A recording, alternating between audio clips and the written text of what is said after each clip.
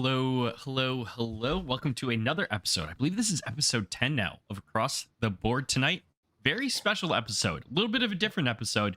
Have another wonderful interview lined up with the legend, Mike Sowers, aka Tombstone Stables. Mike, how are you doing tonight? I'm doing good, man. My brain is a little fried. I've been just working with ChatGPT today. Apparently, it's about as good at math as I am, so didn't help that much. Well, I hope you get that sorted out soon. ChatGPT can be great, but it can also be extremely frustrating. So, for those of you who are in chat right now, maybe are not in photo finish, maybe don't know Mike's story. Mike, can you tell us a little bit about your background, maybe pre crypto space, and how you got into and why you got into the crypto space? Hmm. Well, I guess just the ultimate background. Just grew up a gamer, kind of a nerd. I mean, I played sports, but I was traveling to California at age 15 to play Age of Empires in the World Cyber Games. Like I lost in the Oh, semifinals there. And then just got obsessed with poker pretty much senior year in high school.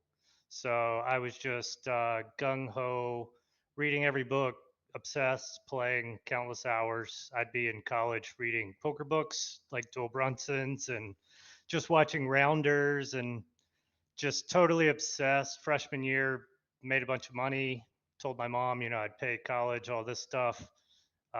Freshman summer, lost it all, no, like no. 30 grand. Bye bye. And she's like, well, you said you're still going to pay for school and all this. So I worked like three jobs. And then I actually won a contest to go test Age of Empires 3. So I got to actually go to Dallas to Ensemble Studios and get paid like 250 bucks a day for 2 weeks. So I got to see a lot of the process that goes into making a game and giving them a lot of feedback with like balance issues, just trying to balance civilization, stuff like that. And then I'd say that kind of parlayed into crypto. Basically, like 2011, 12-ish was when I had first heard about Bitcoin and even thought about it, but I didn't really buy any until probably 2014. And that was just kind of on a whim, bought like 10, I think they were like 300 bucks back then. And I was taking a stock class at the time, said, if your losers lose 10%, cut your losses and then let your winners ride. So Bitcoin lost 10%, and I said goodbye for at least a year or two. And then Bitcoin crypto became the only way of doing poker transactions. Really, a lot of poker websites started to pop up. So a lot of the poker players and poker community in general kind of got to ride the wave of crypto ever since 2015. And I just remember some of my closest friends, like Ryan Dowd and others, were just like, buy as much Bitcoin as you can. Just buy, and hold. And then chasing them, following, like, I moved home 2018 to help my mom. Well, actually, it was mainly my mom runs a property management company. So I spent 2 years home. I'm an only child. So I spent 2 years there getting my real estate license so I could run the business if anything happens to her. And I basically just set up a Bitcoin mining thing in our basement, like 10 S9s, had it vented out. And that was pretty fun. And then Ethereum just started building the rigs. And then obviously over, 2019, 20, there was obviously some downs, some ups. And then I just pretty much hit big in DFS and just went on a sick run and turned a lot of that into more crypto. And then just started doing a bunch of ICOs in 2018, 19. Then obviously 2020 comes along, you get into NFTs, photo finish, all these Solana things. And it was pretty much just, I guess, happen chance that I even bought some horse PFPs. I had no clue what the heck they were, you know? A lot to unpack there. That was pretty dense. I like that. So going back to Age of Empires, that's not a game that I've heard in a while. Yeah, that's, What drew you to that game? Because I know, uh, like, for me, I'm a gamer myself, and I remember like there's stories of getting into a game and just getting hooked, and then like you kind of catch the bug, and then it just carries on forward into other aspects of life. So, like, what drew you to Age of Empires, or what did you like so much about it? Yeah, whenever people talk about stuff like this, I've caught that bug you're talking about with every single thing I've ever done, and then I Yeah. just become totally obsessed and forget about the rest of life along the way. So with Age of Empires, I was probably 11 when the very first Age of Empires came out, and I remember I would have to go to my mom's office to play it because she had a computer there, and I think that she had 56K, and so I would play the single player, but I just never liked single player stuff. I always wanted to log online and play someone. And so it was really back in the AOL days where you'd have the 56K sound of connecting to the internet. A lot of people don't know what that sounds like. It's like, Yeah. and I don't even know how to replicate it. But yeah, I just became obsessed. And then Rise of Rome was when like I started becoming like 13, 14. And then I just like made friends with basically it was like the Devil's Clan. And they were like the best. And I just will never forget when I finally got to get in their clan. It was like, a huge achievement for me. And then, yeah, I just stayed obsessed in high school with Age of Kings, Age of Mythology, like all of the Age of Empire stuff, and then pretty much until poker found its way into my heart, basically. Do you notice But any? what drove me to it is the Yeah. competitive nature and trying to outsmart someone. Like the real-time strategy games, I think they've kind of lost a lot of the flavor now because they take such deep attention span. And a lot of people now they want to play a 5 minute game, a 10 minute game. Well, in Age of Empires, you spent the first 5, 10 minutes just building your economy, building maybe your first crossbowman or chariot archer, and then you just start attacking. And there was no shooting, building defenses, so it was pretty action packed. Yeah, I was gonna ask you about competitiveness because you said you played the single player, but you really itching to play online.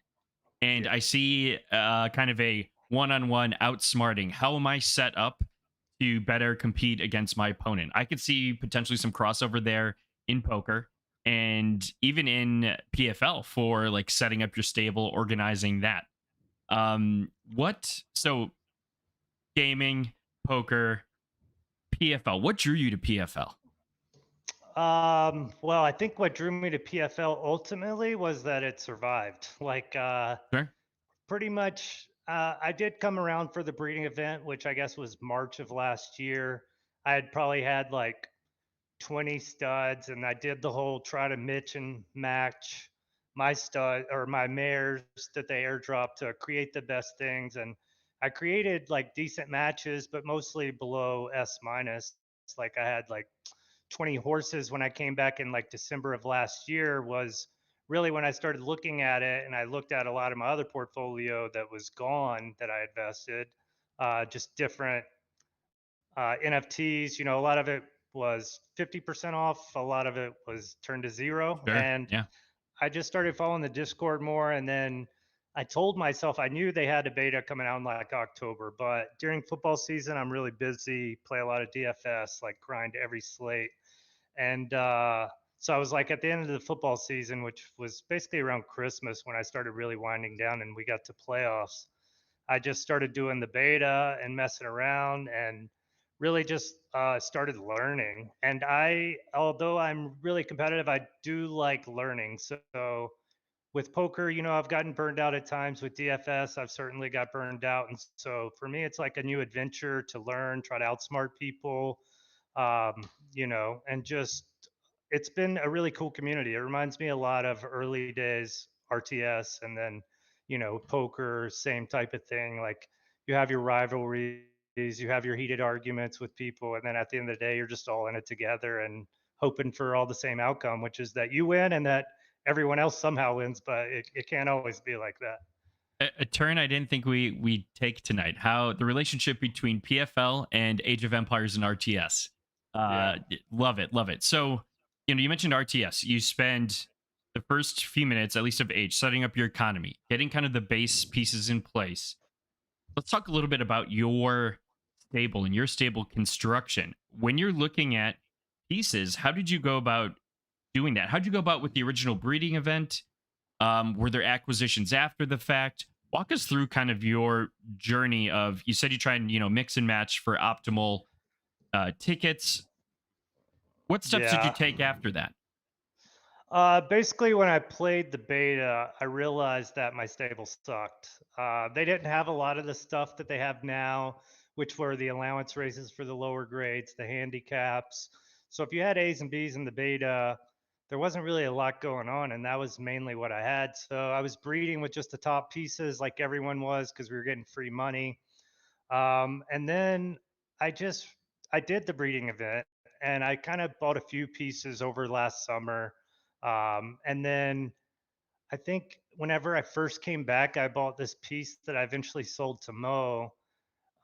It was I paid 140 Sol for a grade 20 boost, and it was 101 blood, so it wasn't the brightest first buy back basically, but I just got kind of obsessed, and then I started like learning more about the game and realized like I wanted to play at the higher levels, and I needed to start figuring out how to get there. And I pretty much did a teardown. I like looked at some pieces that I could sell that weren't going to be crucial at this time. I basically when I first came to the game, I thought like I want all LTS and I want all RDS. Like I want to try to be the first to get to LTF because there are none left or firm, and then right or soft seems pretty rare. So I approached it kind of like all the NFT meta from other stuff that I had done, which is you want rare stuff.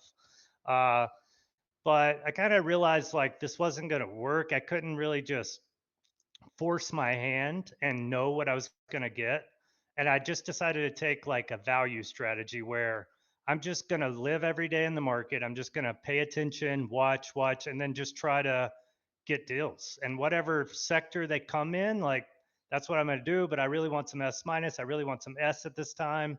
And I remember probably end of December, early January, I just basically went through all my NFTs and I just liquidated everything else. And I just put it into like a stack. And I was like, all right, I'm just going to use this NFT batch to translate and put it all into something that I'm enjoying and something that I believe in. And the strategy part kind of started there. And I guess over the next few months, I just basically watched Magic Eden. I built like just different things that would help me look at just the bloodlines, which are really important, but also things that a lot of people weren't looking at. Like I have this LDS S minus piece, which wasn't a good racer, but was always going to be a good breeder because it was unique blood, and there's only like 10 fillies above it. So I looked at like, oh, this will be like the 11th best filly when we start breeding, and like 6 months from now, it'll be maybe the first batch of, whatever can compete on sloppy surfaces. And so just doing simple deals like that and kind of just being totally obsessed and in the market is where I kind of started doing that.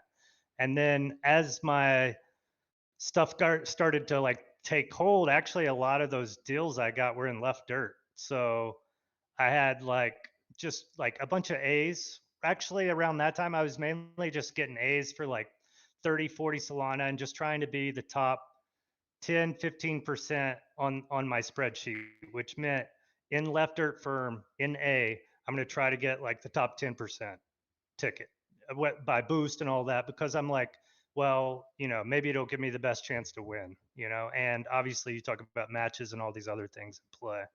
But that's kind of like how it started.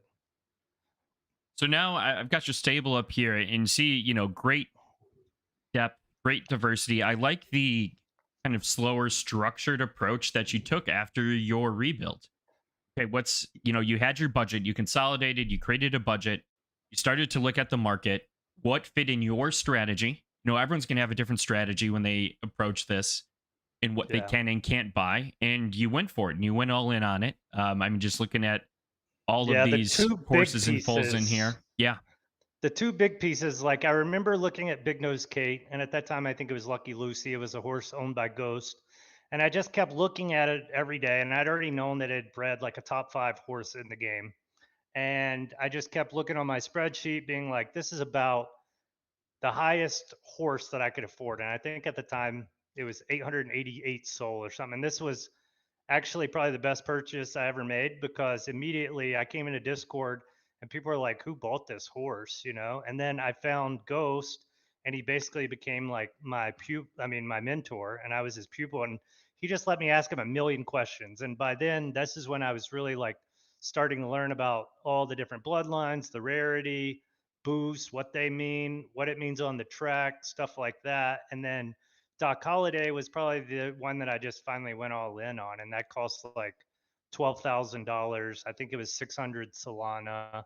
They had it listed for maybe 750. I offered, I don't know, 580. They come back at 600. And I just told my fiance we were leaving yoga. I was like, I got to get back because I got to secure this and just get this horse in my barn. And that was probably like one of the most exciting days I'd had in Photo Finish Live. And shout out to David and HHR Genetics for even giving me that opportunity to own that horse. And, it was a great, it was okay racer, but it's going to be a great breeder, and it's definitely that's so once I got that piece, then obviously I started getting as much right dirt, whether it was crappy S minus fillies or whatever, just because it's unique blood and me putting his blood into them gives me a lot of opportunities and alleyways to go for the next step. Love that. Love that you've got kind of that bridge piece. You talk about horses being, races and breeders. It's definitely something that I try and look at as well. Ballparking, just kind of off the top of your head, like what percentage of your stable would you say are racers versus breeders, or maybe a crossover? Yeah, honestly, I think I've done a really good job as far as I really started getting rid of a lot of crap, like things that I thought weren't in the top 10% of their specific subgrade. I just like cut bait and just focused on, the fully boosted, especially in the A arena and lower. It's like the advantage of those horses is that a lot of them have nine preferences. So that is like something that is lacking at for say like at the S level. Most of these horses have one and a half firm or soft, and so whenever you get the high numbers of firm soft, pretty much like the more you can do to bring up more stars to the higher level, the better chance you'll have. Obviously, the raw stats are going to matter a lot. Um, I don't know if that really answers your question, but I would say, out of all the S minus girls that I have, those are probably more of the mediocre pieces I have. And boost wise, they might not be the best racers, even the ones that breed with Doc right away, because they're still going to be lacking in preferences. But I think that they'll have similar higher temper, and they'll be like good bridge pieces for the next round. And when those come out as colts, it's kind of like a dead end in a way because they already have Doc Blood. He's my best Colt. So for a lot of other people, I'll just like try to sell them that Colt, or I'll race those in claimers probably when we start. And I think everyone kind of has the same strategy, which obviously makes the market what it is no one really wants to get rid of fillies this early in the game. I mean, there's still a pretty small population. It's tough to get rid of any type of quality unless you're getting compensated in a big way. And then colts, obviously, you can afford to lose them because they're not going to procreate for you. It's basically their value is what can they win on the track. And some of them will have breeding value, but they pretty much need to be some type of unique case to have breeding value. What is kind of a great segue talking a little bit more going into breeding. Um let's say I've got just a hypothetical question Mhm. for you. If you were to look at maybe a high boost, decently strong preference, track preference horse, but maybe the grade is low, Mhm. and you don't have the budget to necessarily go up and buy an S or an A plus horse. Do you think Mhm. that makes sense, or would you try and maybe hold out and try and get either a full or a or try and get maybe a letter grade or two up? Talking fillies here. I guess the question kind of boils down to if you have really high boost and preference but low grade, or would you rather have higher grade, lower boost? Yeah, I think like I've been working with a bunch of new people, and right now it's really tough to give advice because all we can do is guess what the schedule's going to be. I mean, Yeah. my guess is that it's going to look a lot like what we've raced on. It's going to look a lot like where we have allowances, we have weights for different grades, we have grade restricted racing at least somewhat. We'll probably still have handicap races. I think that we'll have S minus a plus allowances at the very minimum. We might still have restricted. I mean, it's really a hard topic to talk about, but with that, hypothesis if we say that that's what our best guess is based on what we've seen, and that could change. But the best guess with that was, the lower grade like B plus, A minus offered a lot of ROI opportunity for people out there that may not be able to afford a $1,200 S minus full or 1,000 high pref, but if they find one that is an A, 9 stars, I don't know, 8 stars, has high temper parents, is 30, 40K Derby range. I don't think you can really go wrong with those types of fillies. Now, there is a case that, once they do start changing away from restricted, which we also hypothesize about, there's a lot of caveats here. Sure. But yeah, I mean, that's kind of, those could get bypassed. I mean, we'll look later at pretty much the Gen 1 sheet and just how a lot of the breeds were made. And I would definitely just tell people before you buy anything, get in and look at kind of the competition and also the population levels of just different. I would say the biggest thing that I would tell people is, like, I think RTF, for example, has 63 A pluses in the first fulls, in the first set of fulls. So no matter what, if you're breeding towards that area and you're just shooting for, let's say, a top 20% type of horse, and we'll get into what makes that later. But if you do that, I mean, you're breeding into a pretty high population and race liquidity. I mean, we looked at Doc Holliday earlier. He's a right dirt soft. He basically, I mean, I raced 30 times. I raced him probably a lot on not ideal scenarios just because I was trying to get a lot of data and just have fun. Crown was pretty good, but the race liquidity in RDS, LTS, it's going to be pretty shallow even with these first ones. So I think the first thing to do is take a macro picture and just say, what's a area that is going to have a lot of racers and might have a lot of foals on the market that I can afford and just give me a decent chance to either break even and earn with Crown and learn stuff along the way. I think the Gen 1 is going to be pretty variable. I mean, it's still going to lie in the median of the parents for most part. So you can kind of look at them and say, it's a 23 boost and a 18 boost, probably going to have around what a 20 boost was. Now, if that was A plus, that 20 boost would have been good. If that was A minus, that 20 boost probably wouldn't be that good because of the population that they kind of lie in.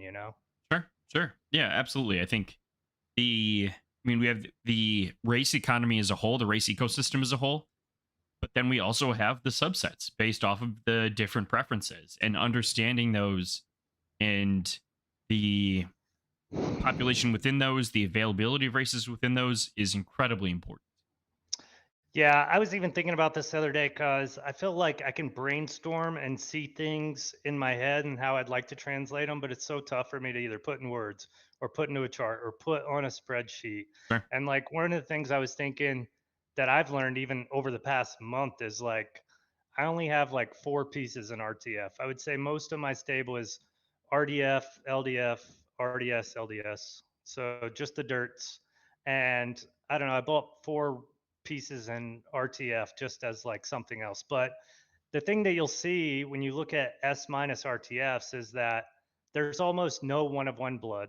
Okay. So the whole area is pretty open. It's like if you're in the S minus of any of the dirts, you pretty much have to worry about 3 or 4 bloodlines because you're going to run out breeding. And so initially, you kind of want to avoid 9923 in left dirt, for instance, and you kind of want to build the piece that gets you on the cusp of being an S, and then you can breed with Apollo, Pelennor Fields, like Scott Street if you want a sprinter. But basically, that's kind of my whole idea is saving that last bloodline for like the cusp to enter Derby land, basically, or to enter the top level. And so RTF is kind of unique in that way, and so probably unique blood won't be as valuable. And you say that, but we've got like some S minus horses now uh, that might have more children than some of the 1-on-1s that we talk about. So if you extrapolate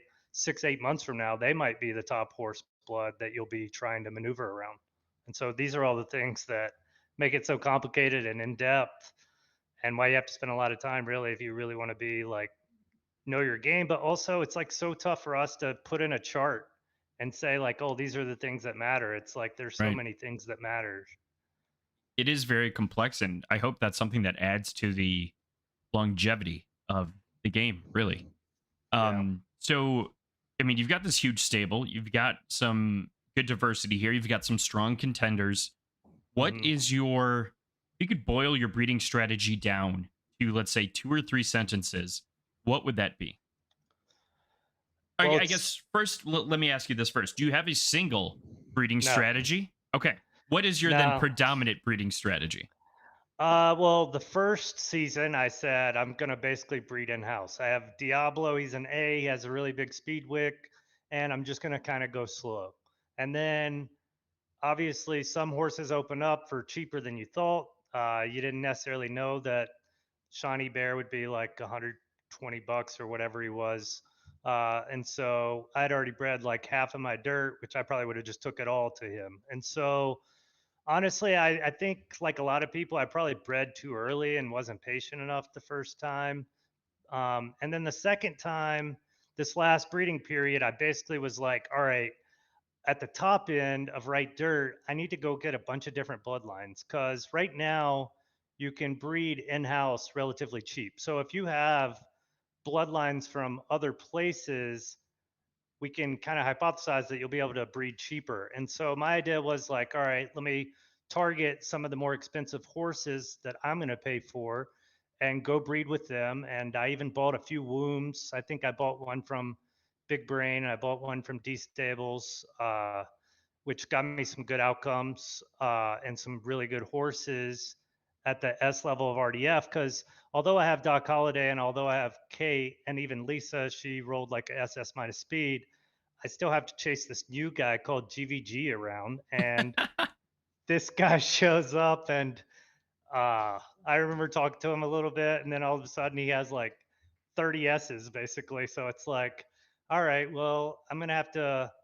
And like for instance, last period he took I don't know how many breeds, four to prime time. So I was like, well, if I take Kate to prime time, he's basically got a 4-1 edge on me. So let me go a different route and maybe I'll breed a better horse that way and kind of crisscross. So kind of did the same thing with stints. Like once you get, and I would say that I have a decent stable. I'm very grateful and happy for what I've built.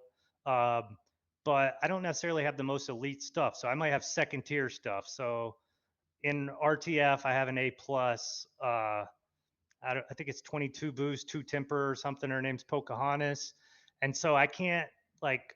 Stins took maybe 8 of his A plus and hit uh, Walter White or whatever that horse's name is, which has all the best stats. And so what I did is he's going to a RTS. He's going to have to lose some firm. So I'm going to go build my firm with better than most and play the preference game. He's going to play the stat game this breeding. I'm going to play the preference game. So there's a lot of little sneaky stuff like that you can do. I think that the main strategy for breeding is just try to get the best stat horse you can. I mean, if you can keep your preferences, keep them, but probably in the long run, trying to get the stats in early is probably going to be the best bet, especially when you start to consider that these first few months they're not going to be the most lucrative. And I mean, we've already did two breeds, and these two breeds are 1,300 foals and almost 1,500 foals. So you're talking those prize pools are still going to be relatively small. The actual participants are going to be a lot like Gen Zero was the first month or two. You know, it's going to be 5, 6 sets of foals before we have like just tons and tons of field races with a lot of population in them. Yeah. Yeah, absolutely. Like it's going to scale. I think it's going to scale pretty quickly, and we can talk about that in a little bit. Yeah. Um, so when you say But breed, best that I can afford. You said to sure. sum it up in three Yeah, sentences, right. breeding is best thing that I can afford. And it seems like I always push a little bit more than I can even afford. So What so when you say best that you can afford, are you looking at grade? Are you looking at preference? Are you looking at the individual grades? Are you looking at boosts? Are you looking at everything collectively? Or are you Um, using like a breeding report to yeah, I'm define how do you definitely define the using best? Yeah, I'm definitely using breeding report, and I kind of hypothesized that if I want to keep my unique blood, now's the kind time to kind of keep that, because I do hypothesize that these racing populations will be a little shallow early, and so I feel like in 3 to 4 breeds, I'll be able to do the one-on-one a lot more because I'll have a lot more unique blood in house and I'll have a lot more avenues I can go. And so for the last time, it was mainly trying to go higher preferences, more unique blood. And I think over the next two, it's going to be, I don't really want to give away the strategy, but it's going to Sure, be that's value fine. based breeding where it could be a lot more stats. It could be a lot more one on one stuff rather than trying to get unique blood. Just because, I mean, even if you look at like General Duke or you look at Cyberpunk, you have a lot of like really good horses out there that are very top of the line that are like 150 bucks. And who knows if they'll stay there. I hypothesize again that a lot of the issues that people are having with breeding, as far as owning the colts and not getting a lot of people to breed with them, still comes from a small population. And so when you look at even season 10 or 11, where we're going to have maybe 4,000 horses breeding, you're going to see a lot more colts getting bred with. You know, people are going to be forced to go different areas that, they might not even consider yet. Mike, I've got to apologize to you. I've got to step away for a personal matter for like 30 No, seconds. no But we got a worries. question Take from care of that. chat.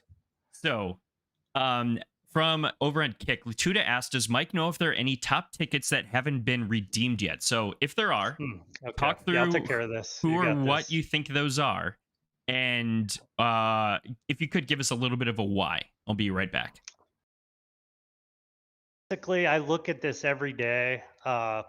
One was a contributor in the Discord, and he's basically created a sheet. I called it Dewan Sell, but if you go in Discord and look around, I update the horses for sale every day on Magic Eden, almost every day. None of these prices change. They're all way over what you'll pay in game for retail pieces.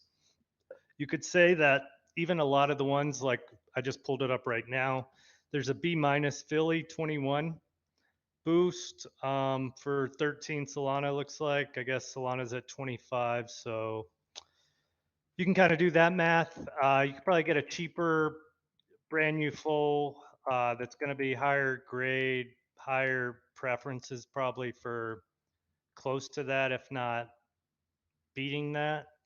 Um, I think that a lot of people have kind of harassed people, almost not really harassed, but you go find a ticket in Magic Eden that isn't even listed, and you can go on Soul Scan. I've did all of this stuff. You can go down a wormhole. You basically take the min ID, put it in Soul Scan, check their wallet, see if they've even been around for 3 6 months. If they haven't, your offer, all this stuff's probably moot. But if you see that they did some business maybe 3 days ago and they've got this magic, or they've got this photo finish ticket still in their wallet, maybe shoot them an offer with some Solana.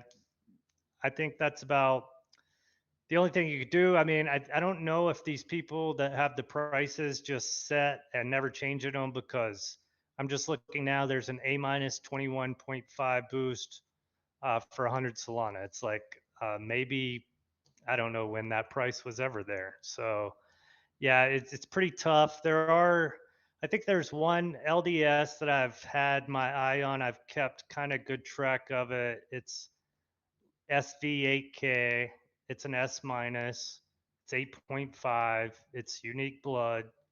It's probably worth something, but they are asking 120 Solana, and I don't think it's worth that. I think that it could be, I don't know, could be worth maybe 400 or 500 bucks just as a piece. I was talking about this S minus 8.5 boost, unique blood that's on the market for 120 Solana, and other than that, most stuff is static, and these people are not coming down off their prices. I don't think they even realize that these horses are aging and losing value. Seems like it would kind of be a race to the bottom over there, and it's not. Yeah, it's I've been watching the market for the tickets, and I pull it Hmm. up right here.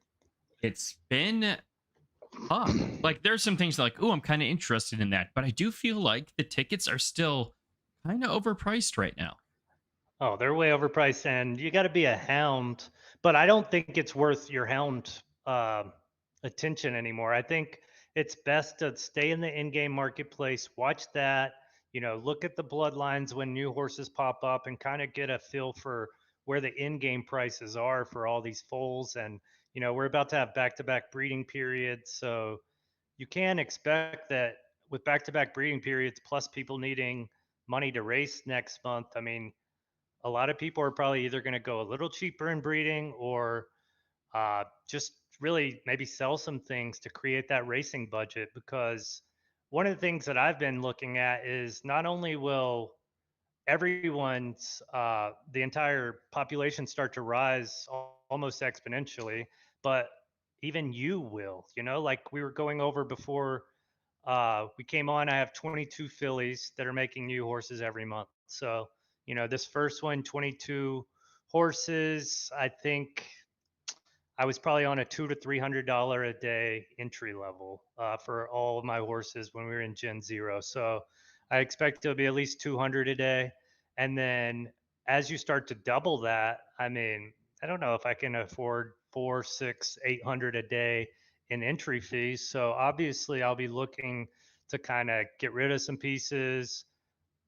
I mean, I'm going to do as much racing as I can these first few months. I'm really going to enjoy the carnage of dynamic aging and just like learning something new. I always feel like I can adapt in that type of environment as well as anyone. And so, but yeah, these are just different things I'm thinking about. Nice, nice. Thank you for taking that while I had to step away, but that was a great analysis. And yeah, I mean, I was looking into this right beforehand and had very, very similar thoughts. Yeah. Um, hey, Stabber, thanks for that reminder. Appreciate that. Welcome to the stream. So glad we got to Latuda's question there. Chat, if you have any other questions for Mike, please feel free to drop them in, whether you're on Kick or Twitch.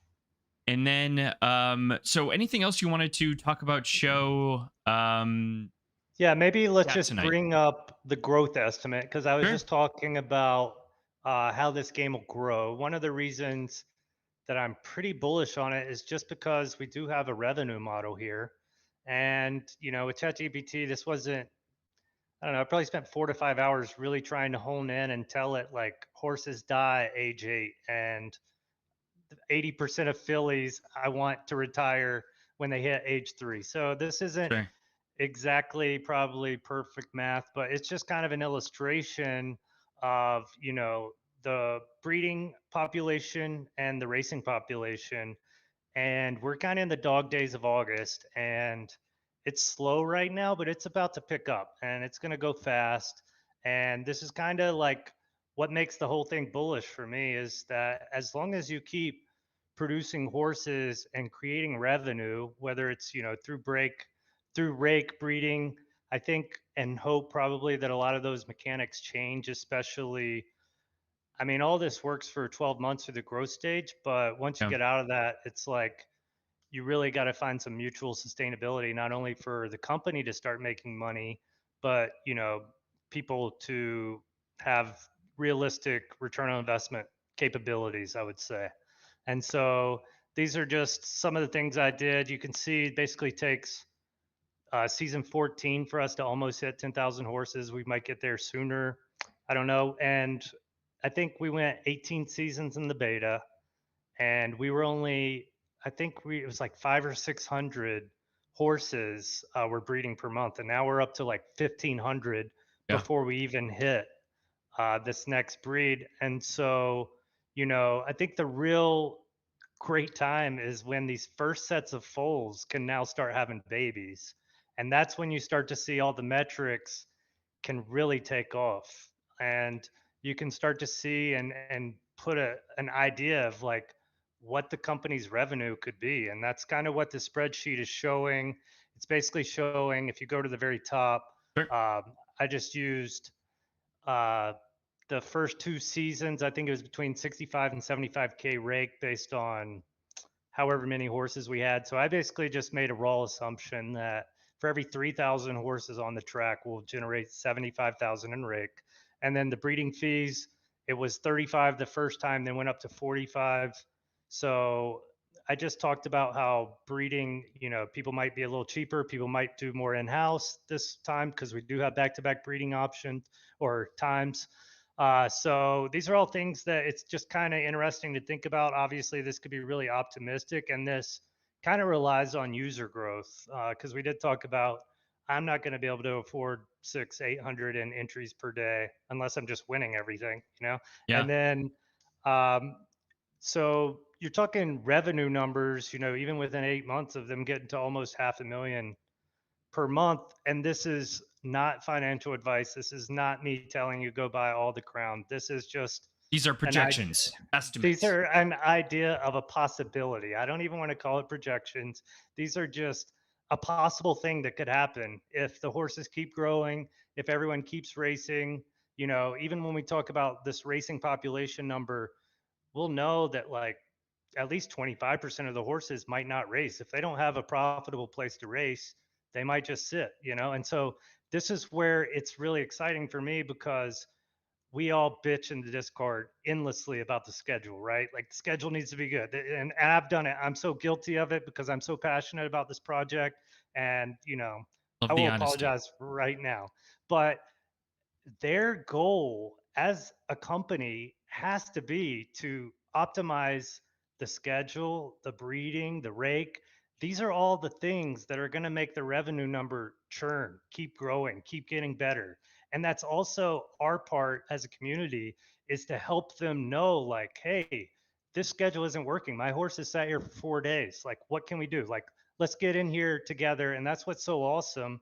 It was really cool to be at Ensemble Studios in their studio, playing the game, working with the developers. And I think that's why I've become so addicted to photo finish is because I enjoy the work. I enjoy slaving, over numbers or just trying to think about like possibilities and helping the community, helping these guys just understand that like the more they can optimize the schedule, obviously the more money they're going to make in the long run, and the more crown's going to be worth, the more their raise can be, their valuation, all these different things.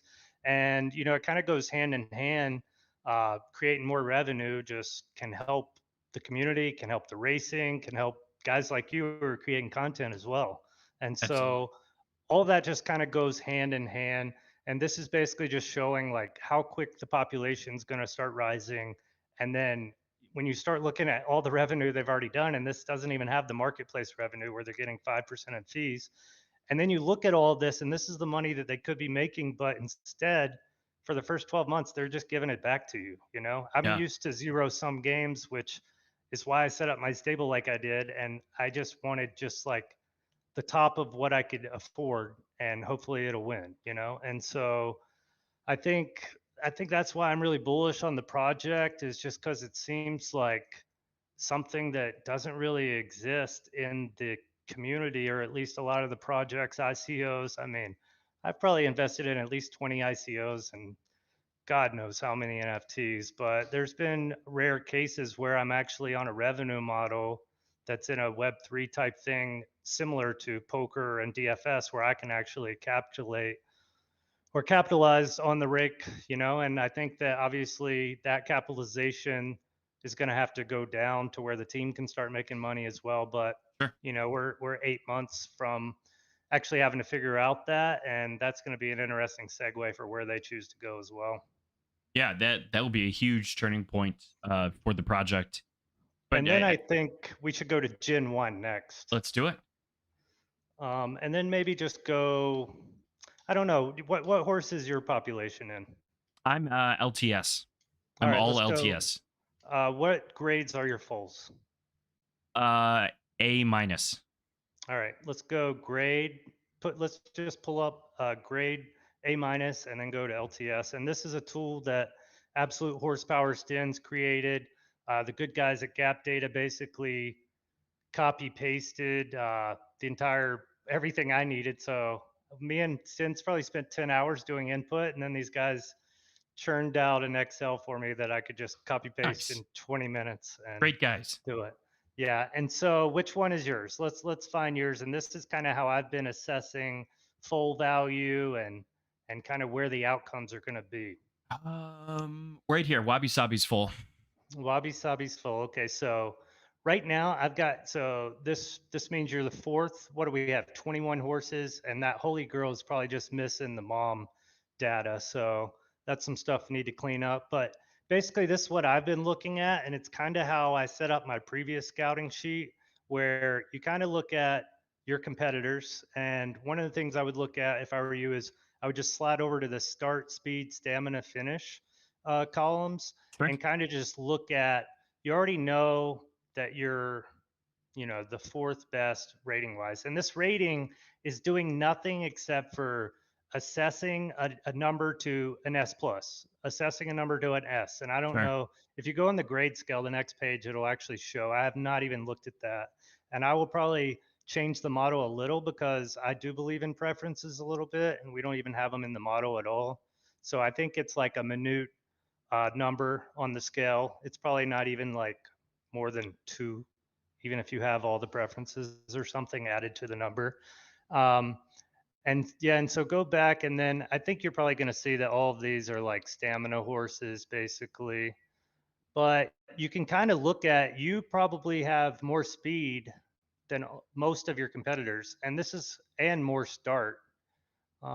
Let's see, what else do you see here? That's looking a little. Stamina's looking a little low. Yeah, I've been kind of envisioning this as almost like a sprinter when I bred it. Hmm. Um, yeah, everything else looks kind of average-ish. Maybe temper's a little on the higher side. I don't see too many others. Guess there's an 11, 11 and a half. But I see a lot of Yeah. tens down here.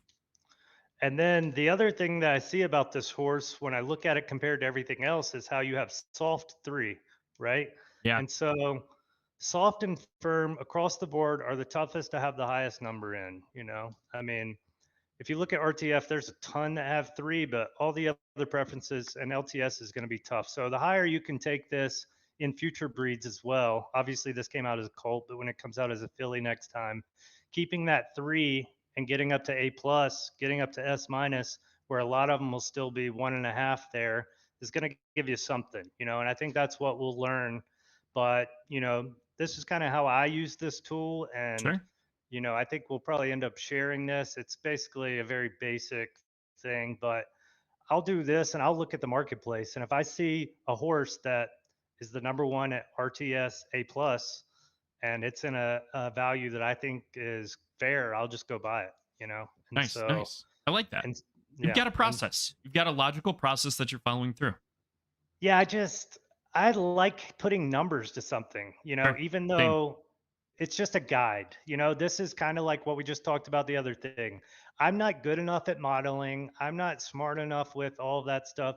This is just kind of a rough draft idea, just a base, Yep. and it gives you something to kind of look at and think about.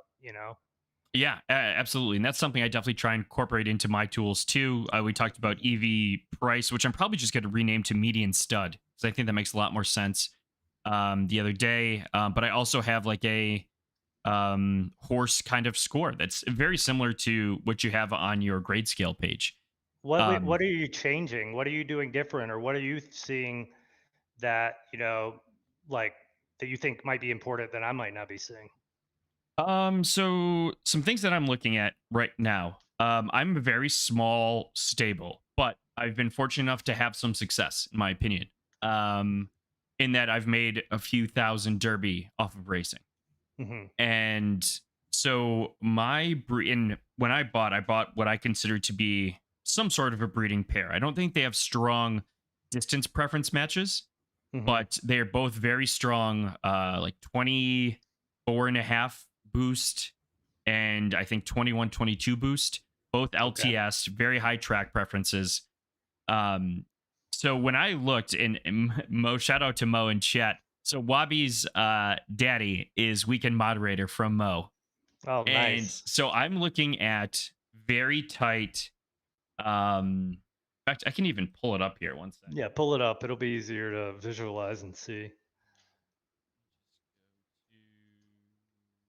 here.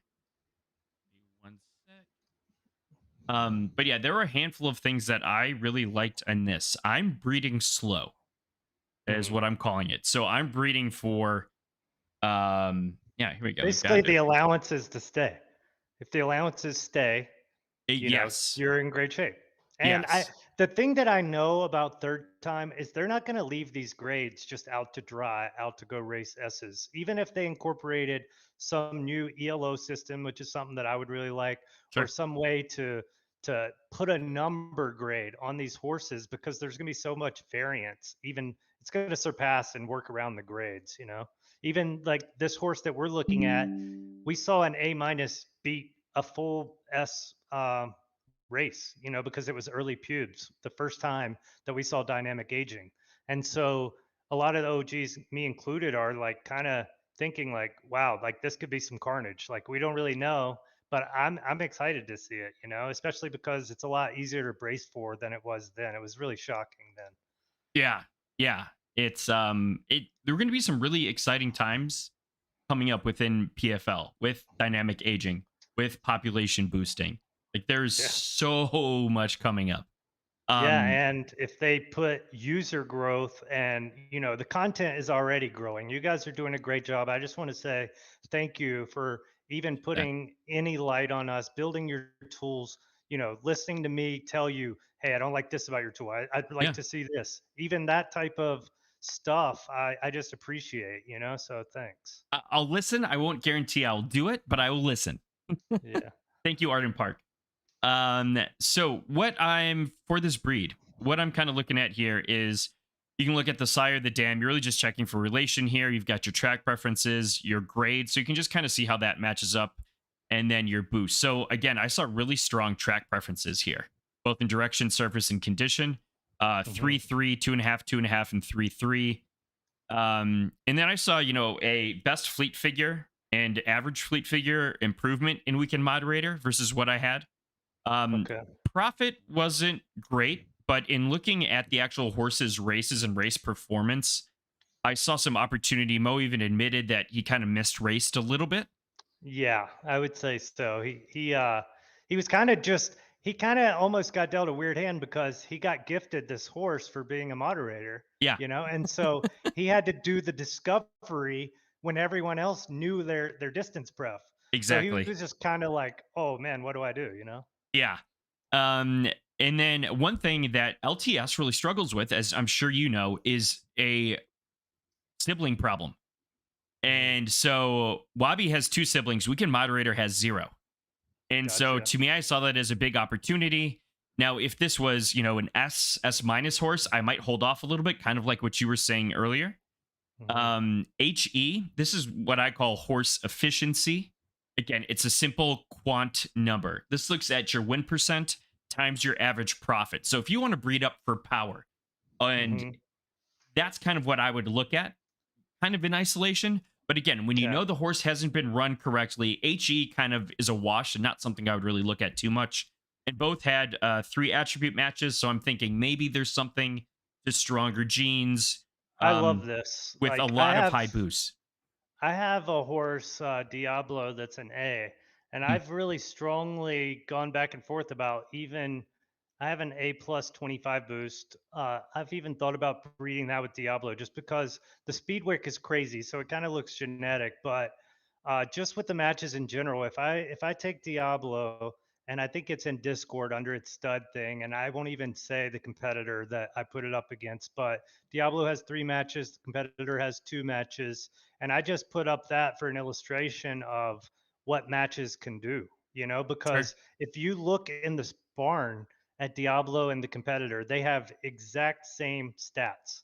So this is where the breeding reports kind of come in handy is I Nice. can look at the breeding report and see that Diablo has a little bit longer wicks. He has some more gray box on speed, even though they have identical stats, but he just has 1 match more. And that's kind of why I bought him. And obviously the A Colts aren't the most sought after, but I definitely think that there is something to slow breeding and there could be something to genetics. Now, Yeah. you still want to try to go up a lot. And I think that even the one that you have it has 3 matches, and I've seen in my breeding reports that it seems like the more matches and temper you have, the quicker I feel like you can jump up, Sure. because it just looks like on the breeding report, like everything moves over kind of coordinated. And the big thing with the slow breed versus the other breeding is that you get such a variation in the stats, which can be good, can be bad. It just all depends on what type of racing we're going to get. And one more thing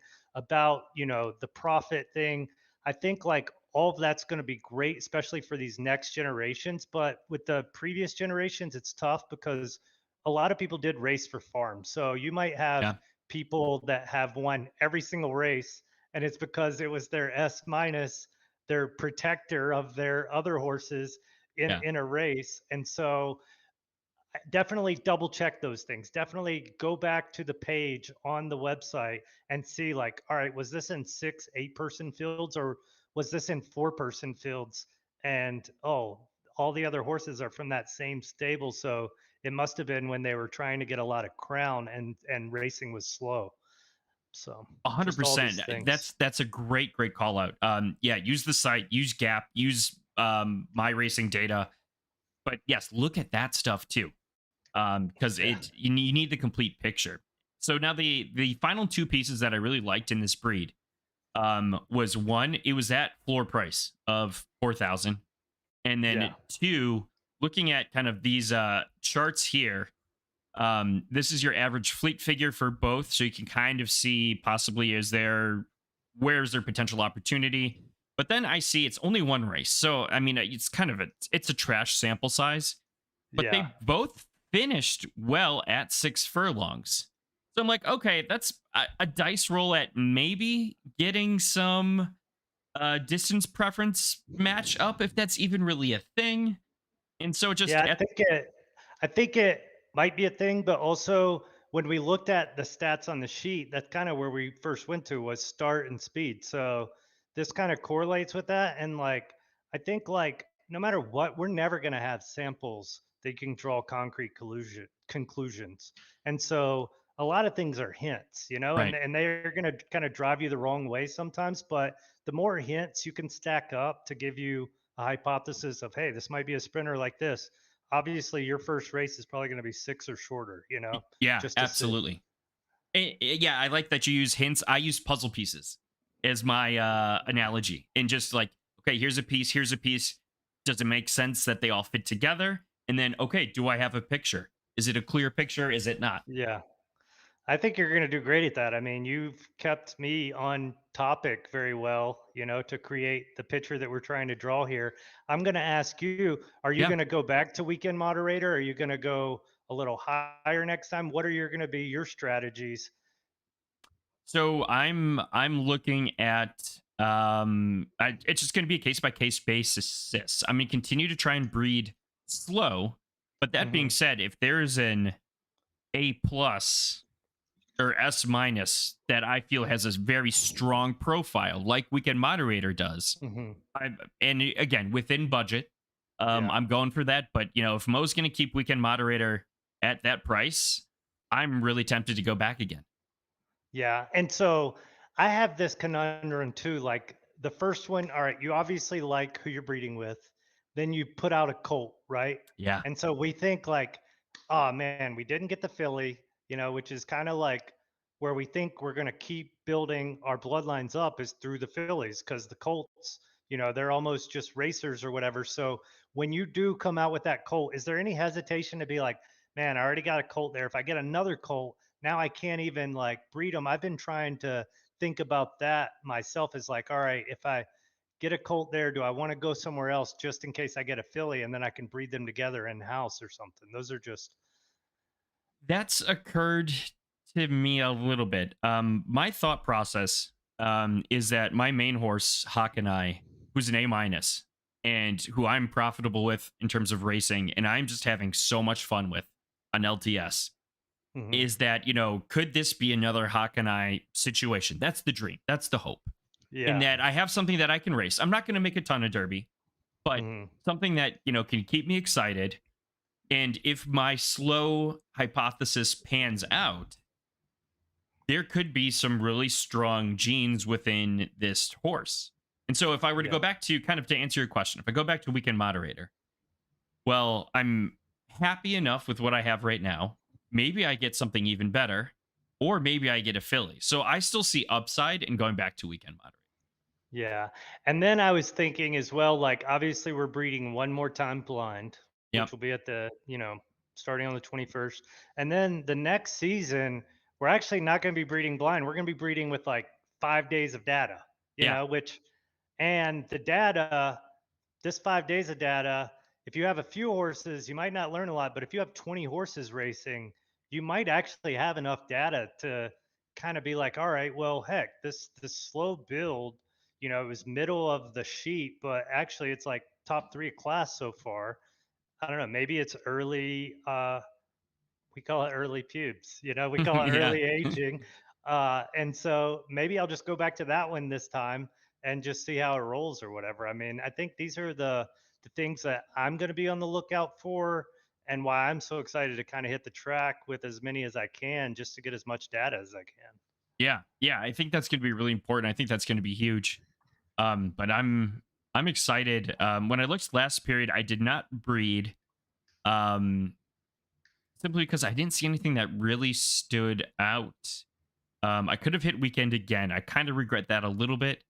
Um, Wait, you didn't breed at all? no, I didn't at all. I only have one Oh, filly. you fumbled. What do you mean? Uh, Wow, In did the same thing. The team did the same thing. You just forgot, right? I mean, I mean, I could say that, but no. I ended up getting Muddy Ace instead, which was another LTS A minus.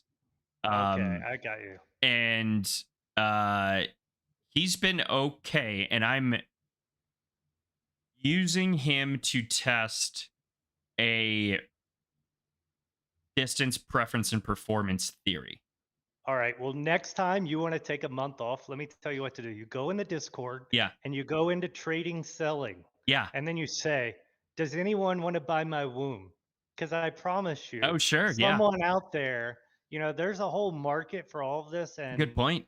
Very good it's point. it's interesting, and there's so many different things you can do. Like I just saw Big Brain do that same exact thing, and I immediately slid in his DM and was like, I like Mightiest Mouse. Let me buy the womb, Yeah, And uh, I think like that's going to be a growing thing. I think it's not even going to be that tough for them to code would to love just be that. like, like if it's all in the game, I think like eventually it's inevitable. It's just the timeline of when, not if.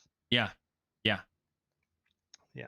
Well, Mike, is there anything else tonight you want to chat about? We've been on for just over an hour now. This has been deep. It's been fun to learn your story, hear your stable, talk breeding. This has been a lot of fun. Yeah. Anything else? You can find me in the game, Tombstone Stables. You can find me on Twitter, Mike Sowers, two S's. If you want to find me in the Discord, try to send me a message in general chat or something that you're adding me if we're not already friends. But I enjoy helping people. I enjoy sharing what I think I know, and I try to caveat it as much as possible with I still don't know a lot, and I'm probably going to be wrong on so much. So definitely try to get as many different diverse ideas from other community members as you can, and then formulate your own hypothesis. And yeah, if you need any help, hit me up. Thanks again, MJ, for having me on. Really big appreciate it. Absolutely. Chat, don't go anywhere. We are going to raid Doughboy, who's streaming right now, another PFL content creator. Mike, Nice. thank you so much for coming on. Thank Really, you. really appreciate this. This was a lot of fun. And I love, really appreciate your honesty. And, there are some people out there be like, oh, you got to do this. You got to do this. You got to do this. You talk, you use words like theory, hypothesis, hint, Yeah. direction, and I think that's really important because we don't know and you can't necessarily say with certainty, and I really appreciate that about you, so thank you for doing that. Yeah, appreciate it. Thanks. Bye. All right, see ya. All right, chat, stick around. We're going over to Doughboy right now in 3, 2, 1, go. Everyone say hi to Doughboy when we go on over.